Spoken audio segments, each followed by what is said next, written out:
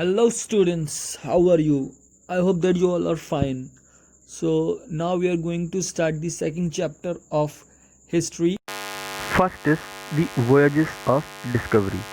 As we know that India was famous in cotton and spices, and there's a huge demand of it in the Europe.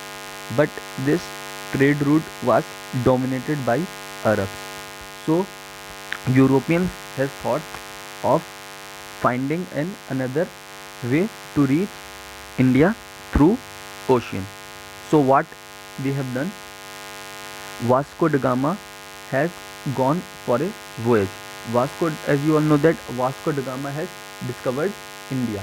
Vasco da Gama was an Portuguese explorer, and he has discovered India. So what Vasco da Gama has done, he has started from the Portugal, and then he has come through India through the Cape of Good Hope, which is in South Africa. He has come along Mombasa and Malindi, and at Malindi he had met a local navigator, and that local navigator has told him the direction to reach India, and there he arrived at Calicut, and the modern day name of Calicut is Kozhikode. And the amazing fact about it is that the total expenditure of his voyage, which he has spent, and he has taken spices from India, and after selling that spices in Europe, he has earned a profit of 60 times what he has spent. So after discovering this route, many trading companies have started arriving in India, and there is a fierce competition or trade war in between these countries. So first country which arrived in India were the Portuguese. Portuguese were the first European to arrive in India. They set up their settlement along the coast of Calicut, Kochi, Goa, Diu, Daman, Celeste, and Basin. So they were the first to arrive, and after them it was the Dutch and then British and French who have came to India.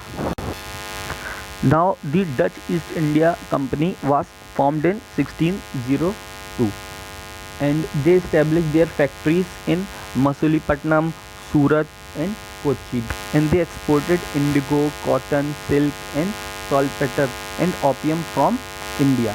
And whenever you will heard about they have established their factory, that doesn't mean that they are producing something.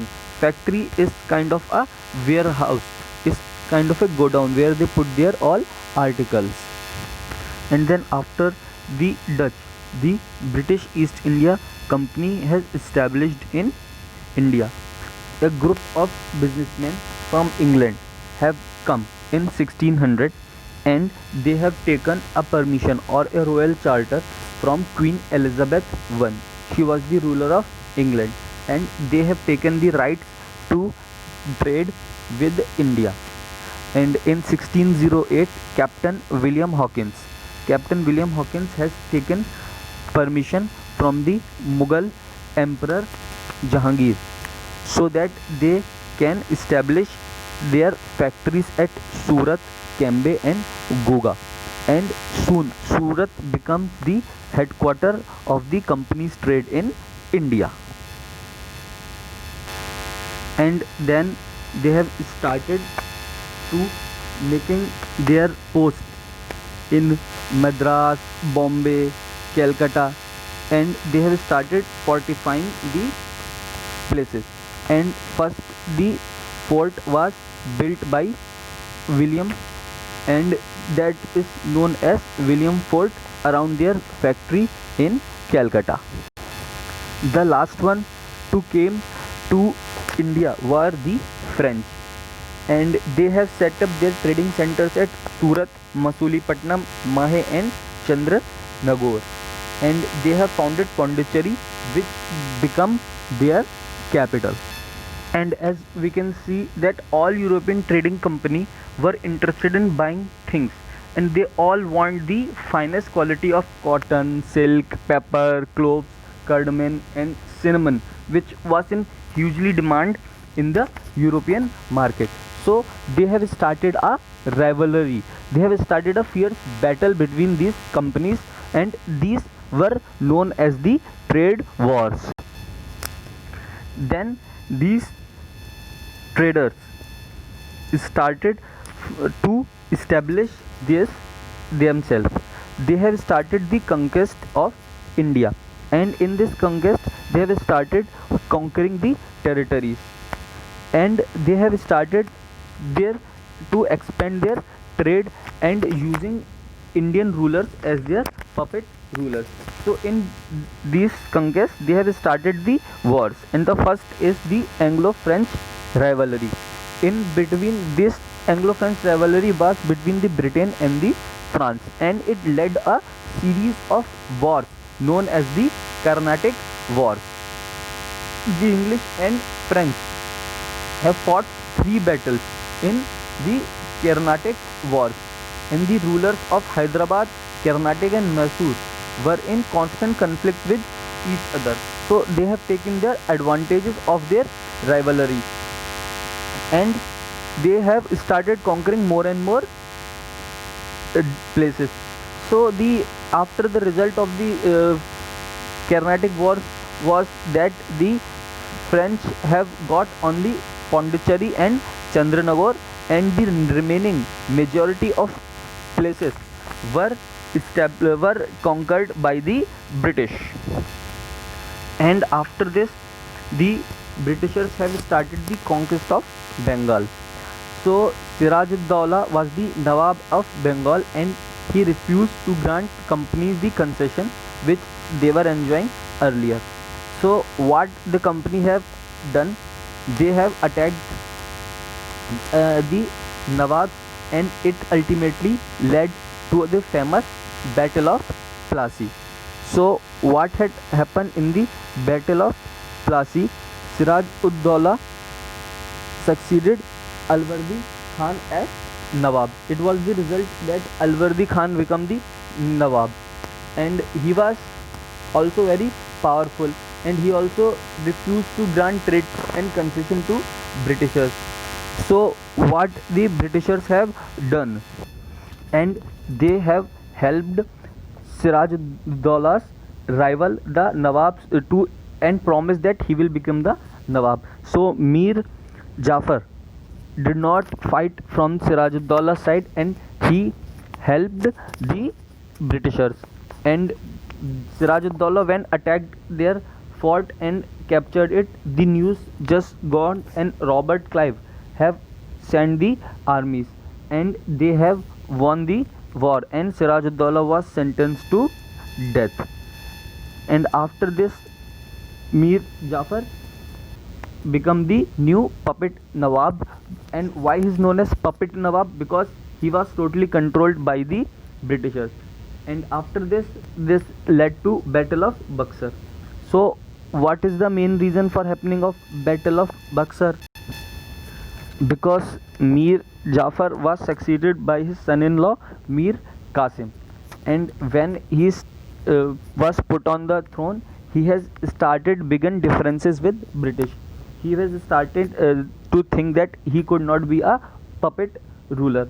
So in 1763, Mir Qasim fled to Awadh and entered into an alliance with Nawab Shuja'ud-Dawla and Mughal Emperor Shah Alam, and all the combined forces have attacked the British. There was a force of about 40,000 to 60,000 soldiers, but on against that, Britishers were having only 7,000 soldiers, but they were having very superior military skills and weapons. So due to this, the Battle of Buxar was won by the Britishers, and it in return the Bengal has to pay very huge amount of fine to them, and they have to pay 5 lakh rupees every month for the company.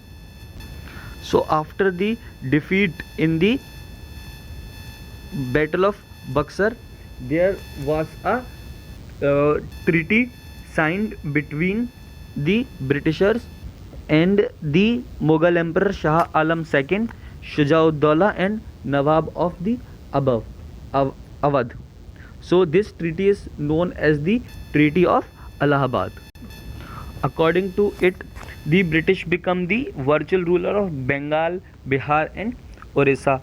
Awadh was given back to Shujauddaulah and he had to pay 50 lakh for the damages that company has occurred. The Shah Alam II was recognized as Mughal emperor, but he has to give an annual pension of 26 lakh to the Britishers. So these were the some of the important points of the Treaty of the Allahabad. So after that there was a system of dual government in Bengal. So what this the dual government is also known as diarchy, that is the rule of two. So the two people who were ruling were the British and the Nawabs of that particular place. So what happened in this dual government? The company has become the superior political power. They have right to collect the all revenues, but they were not taking any responsibility of administration. A small portion of revenue was given to Nawabs to run the administration, and all the responsibility was given to the Nawabs for this. So what is this effect of the dual government in Bengal? So the effect was that the law and order situation broke, the administration became corrupt, artisans were forced to sell their wares at Britishers at a cheaper rate, there was population was depleting and it was started migrating to other places. And then Warren Hastings was appointed as the governor of Bengal. So what they have done, they have started making more and more areas in their control. They were putting residents, that is the political or commercial agent of British, in every court, and every court is dependent upon the Britishers only. Now we will study about the conquest of the Mysore. Hyder Ali and Tipu Sultan were the important ruler of the Mysore. So there were three Anglo-Mysore wars. So in first Anglo-Mysore war, Hyder Ali defeated the English forces, and they have promised that whenever there will be attack with Marathas, Britishers will have help Mysore. But what happened in second Anglo-Mysore war? The Britishers did not help when Marathas attacked them, and this has angered Hyder Ali and he challenged the British. Although Hyder Ali has died in this war, but his son Tipu Sultan continued to fight, and the both parties agreed to a treaty, and it is called the Treaty of Mangalore. Then what Britishers has done, they have joined hands with Marathas and Nizam of Hyderabad, and they combinedly attacked the Tipu Sultan, and Tipu Sultan has lost this war, and they have taken half of his kingdom, and they have to sign the Treaty of Srirangapatnam. Now in 1799 there was the fourth Anglo-Mysore war. It is known as the Battle of Srirangapatnam. In this, Tipu Sultan has died in defending his capital Srirangapatnam, and Britishers have captured the Srirangapatnam. And then there was war with Marathas. There were three wars with Marathas that was known as the Anglo-Maratha War, and it was also fought in Panipat. So you can say it like the Battle of Panipat also, but do not consider it the Battle of Panipat of the Mughal times. So from there also the Britishers have captured more and more territories. Now the strategies used by the British. What were the strategies through which the Britishers were able to capture more and more areas? So first method was the subsidiary alliance. So what happened in subsidiary alliance? Indian rulers were not allowed to have their independent armies. Means Indian rulers अपनी army नहीं रख सकते थे. Then company supplied troops to them for their protection from other rulers. So what company has done? They have provided troops to them for their protection from other rulers. If any other ruler attacks them, then company will provide the troops. And for this, every year the Indian rulers have to pay a certain amount of money to them and for maintaining the subsidiary force. And if any Indian ruler does not pay that amount of money, then what they done? They capture certain amount of territory from the Indian ruler as an penalty. So like this they have captured many parts of India, and Nawab of Awadh and Nawab of Hyderabad's territory has been acquired by this method only. Then we are having direct annexation. Direct annexation means by using forces they've attacked the neighboring territory and British took full control of that area. And Wellesley used this method of direct annexation for small kingdoms like Surat, Travancore and Carnatic. And the third and the very important policy was the doctrine of lapse. So doctrine of lapse was made by Lord Dalhousie, who was the Governor General from 1848 to 1856. So what they have done in the doctrine of lapse, if any Indian ruler who have died without a male heir, means कोई भी ruler है और उसका कोई बेटा नहीं होता है, कोई सक्सेसर नहीं होता है, तो उसके बाद क्या करते थे? The Britishers automatically passes this territory under them. So that is why it is called lapse, doctrine of lapse. मतलब आपका कोई बेटा नहीं हुआ है तो ब्रिटिशर्स जो उस पॉलिसी जो उस टेरिटरी है उसको वो खुद ही अनेक्स कर लेंगे. So the kingdom of Satara, Sambalpur, Udaipur, Nagpur, Jhansi, these were the kingdoms that were annexed by this. So that was the main reason that the Jhansi queen Rani Lakshmibai has fought against the Britishers, because they were not ready to accept their adopted son as the ruler of Jhansi. And next was the policy of paramountcy. Policy of paramountcy. Paramountcy means superior, and the Britishers were considered as themselves superior, and no Indian state is greater or superior in power than the British. So in order to protect their power, they can annex any of the state, and the state annexed by the paramountcy were Punjab, Sindh and Afghanistan. And next was the pretext of misrule. Misrule means that area is not ruled properly by Indians. That was the reason which they used to give, that this region is not properly governed by Indians. They are showing that there is a misgovernment in that area, and Awadh was captured on this basis only, that they have said that Awadh is not ruled properly, so that is why Britishers annexed that area. Then Anglo-Sikh War. So Anglo-Sikh War, that in under the Maharaja Ranjit Singh's rule, the Punjab remained independent, but after his death there were two wars known as Anglo-Sikh War, and Britishers have established their kingdom in the Punjab or Sikh state also, and ultimately Punjab was annexed, and Maharaja Dalip Singh was given pension and sent to England. And now there was the reason for the success of British, that why the Britishers were becoming successful. First was the weakness of Indian ruler, that Indian ruler were weak, they were not united. Second is absence of strong central leadership. There was no strong central leader who could control the all Indian rulers so that they can fight against the Britishers.